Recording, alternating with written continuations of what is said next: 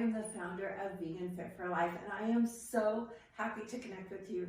I was able to completely transform my life in a positive manner by finding the gym and by changing my nutrition so that I was eating appropriately for my body. And I am very happy and very excited to be able to share that with you. Thanks for joining us.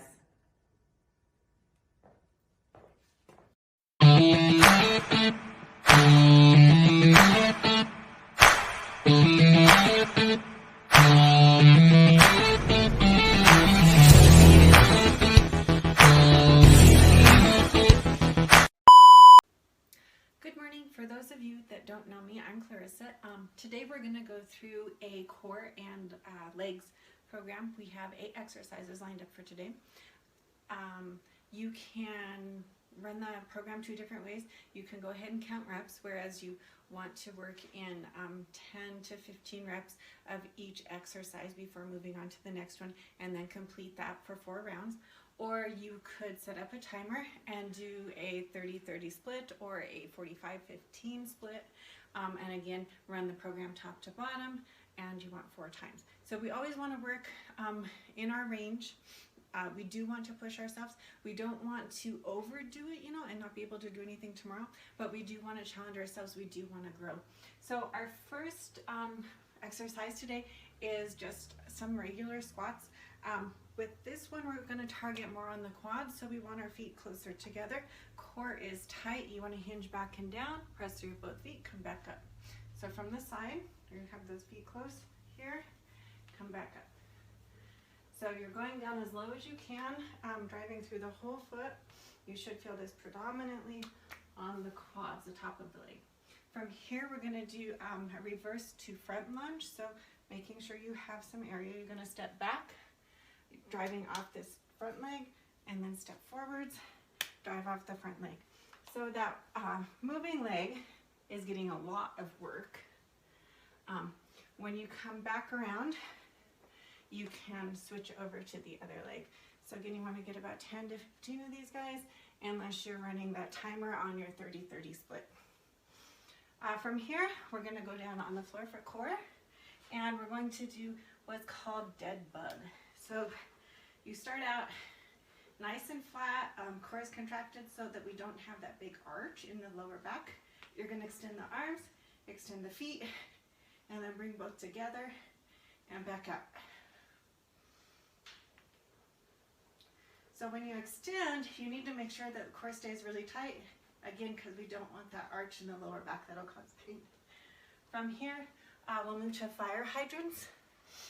So with this exercise, I'm going to show you head on. We go to that tabletop position, hands under the shoulders, knees under the hips, and make sure we have enough room here. And we're going to put all of our weight on one leg. Okay, both hands stay on the floor. We're going to bring this leg out to the side and kick. So this stays up. You should feel this a lot in the glute. With this exercise, when we take it onto that supporting leg, there's a huge tendency to have this leg lean to the side.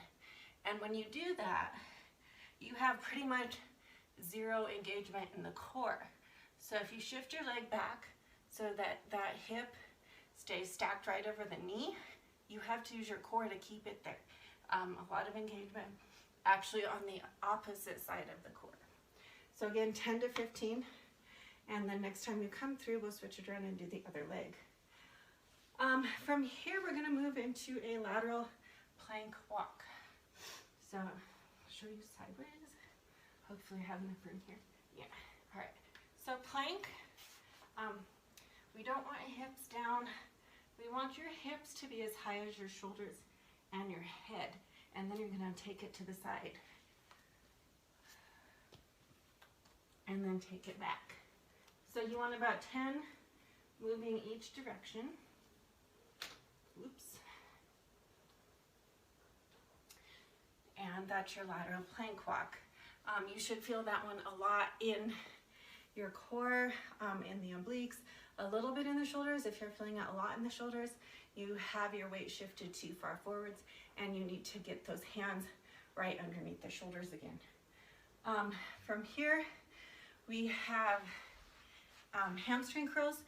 For the hamstring curls, you can use a foam roller, or you can use the sliders. I'm going to try just my feet, which you can do on the carpet.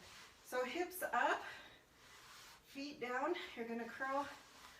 Well, you're thinking about curling the hamstrings as you drag the heels in towards the hips.